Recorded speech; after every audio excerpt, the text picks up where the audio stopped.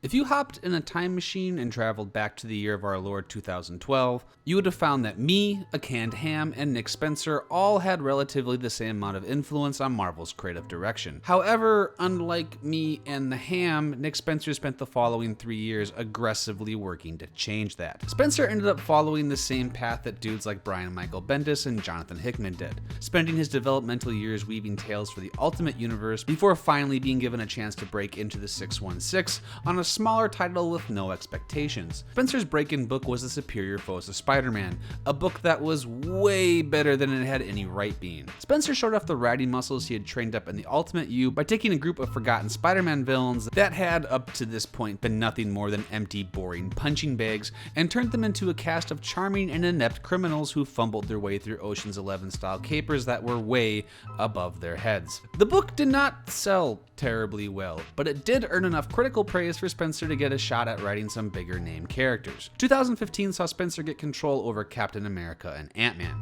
Considering I've just laid out for you that Spencer has made the most out of every opportunity he has ever been given, it should be no surprise that these books have turned into Marvel's 2 strongest titles. Ant-Man is a superhero book about superhero books, and let me explain that a little. I promise it's not as hip and douchey as it sounds. Spencer places Scott Lang in situations where he has to acknowledge the dumb, nonsensical narrative booby traps that have managed to bind themselves into comic book storytelling. Ant-Man explains to a potential employer that he has a gap in his resume because he's spent several years being dead. He also has to pacify a villain seeking vengeance and explain to him that his grudge lies with a different Ant-Man that is either now dead or a robot. Scott can't really remember which. Various story beats force him to acknowledge the absurdity of his own power set and costume, while other issues examine the unhealthy and occasionally arbitrary relationship between hero and arch nemesis. Comic books that are about comic books take a little too much joy in castrating the whimsy of the genre, but that fault is never found in Ant-Man. Spencer's commentary is always laced with affection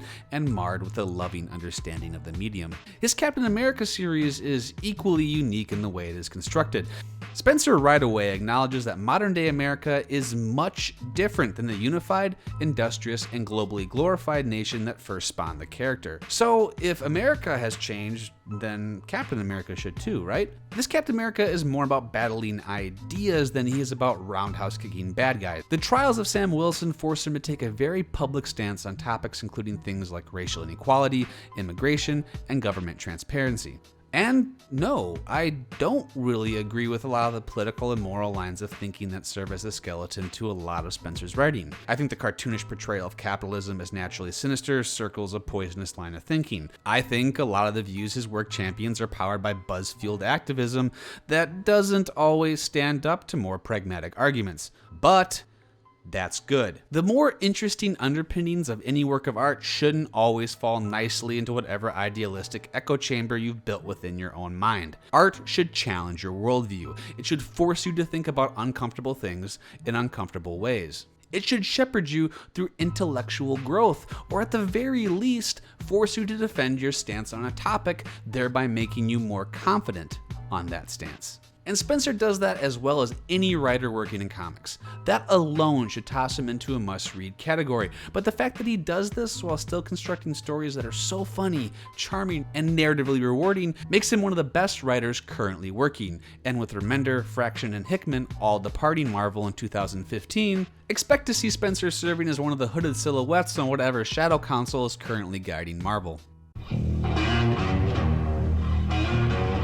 Jason Aaron is what you would get if the government decided to clone John Wayne and then made him write comic books. His deep-fried sensibilities and affection for Wild West-style story trappings are most visible in his incredible series Southern Bastards, a series about a small Alabama town that is septic with organized crime, violence, and betrayal. Its overarching story is built out of a deliberately stacked series of smaller narratives that are arranged to give the reader the feeling that the main character of the story is the town itself, rather than any one of its tortured sociopathic residents. Structuring a series in such a way is almost impossible when you analyze it from a distance. Taking dozens of characters, spreading their backstories, motivations, personal quotas, dramas and plotted vendettas out across multiple issues, and then expecting your reader to have all that info filed and easily referenceable in their minds doesn't seem like a winning design doctrine. However, Aaron not only makes it work, he makes it into one of the most rewarding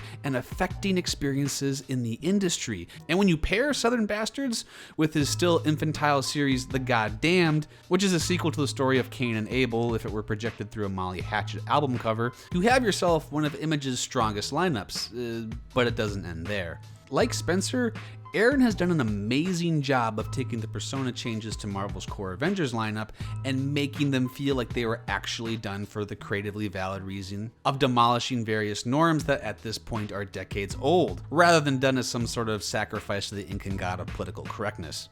This new Jane Foster Thor is not only a different kind of Thor, but a different kind of hero. Slowly dying of cancer, Jane Foster is able to save the world, but unable to save herself. Jane's fated tumble towards her own death does give the series a bit of a melancholy flavor that rots some of the book's more joyful and flamboyant trimmings, but it's done to a very important end. What Jason Aaron has done with this series is give the progressive comic book fan the strong, non-sexualized female hero it's been pining for ever since someone noticed that Ms. Marvel's bikini line was a little uncalled for.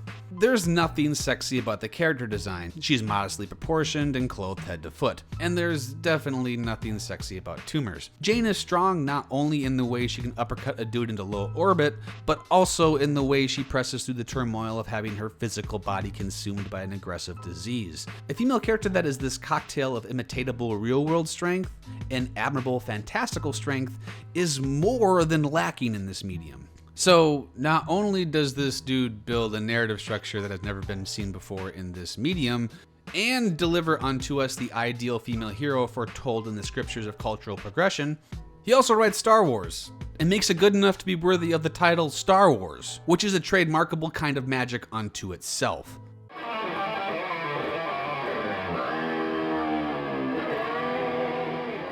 I recently released a video about my top 5 must-read comic books, and spoiler alert, Rat Queens was number 5 on that list. Part of assembling that video was me spending hours paging over back issues of that comic and harvesting various art assets to complement points I was trying to make in the script. It was a drawn out and tedious experience, but it was also an enlightening one, because as I reread almost the entire series, I realized that this book should have been way higher on that list. Every time I reread an issue of Rat Queens, it was like that scene in True Detective where the guy from the Lincoln commercial walks into the well and the world falls away and he can finally see the true scope of the entire universe. Rat Queens is one of the most deliberately constructed and layered pieces of writing the comic book industry has ever seen.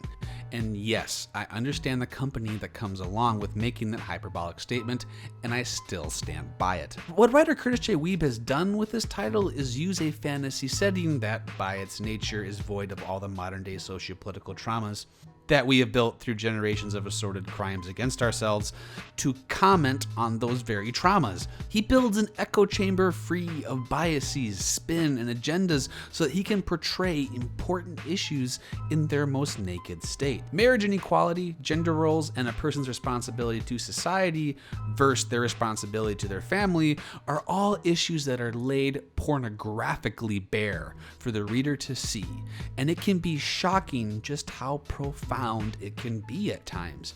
You don't see this book talked about in this way all that often, and there's a reason for that. The book uses a wide range of tones to sort of work as a masking agent, preventing this book from ever becoming boring, dense, or too hard to digest. The most clear example of this is how the book bounces between being funny enough to cause dehydration and being so heartbreaking that you need to take a sick day. This is why Curtis J. Weeb is the best writer in all of comic books. How impossible to assemble did what I just described sound? Yeah, no problem. Just write a book that's the funniest thing in the entire medium, while also making it touching, and also making it serve as a dissertation on several of the flaws in our modern society, and also, just populate that story with charming characters whose relationships unfold and blossom in realistic ways. Yeah, and then, no problem, just take all that and package it up in what is opaquely just a D&D parody book. Holy crap. And what? There's more? You bet your derriere there's more. Weeb also wrote Pisces, a book that ran for 3 issues before it was canceled because everyone was too busy reading Aliens vs. Vampirella to notice it. This is beyond a tragedy, guys. Pisces was on its way to being even better than Rat Queens and was equally beautiful in its construction. It told the story of a Vietnam War veteran who struggles to take the horror of his actions and find a place for it in his post-war life. And I can already hear you guys complaining about how cliche that sounds, and you are totally right. But like Rat Queens, part of Pisces' brilliance was in the deceptiveness of its packaging. Rat Queens is a book that you think is just a fantasy comedy, but is really a stripping down of modern day society. Pisces is a book you think is just another cliche war is hell story that is really about how every other war is hell story gets it wrong. Pisces doesn't express the trauma its protagonist suffered through flashbacks or self-punishing behavior like drug abuse.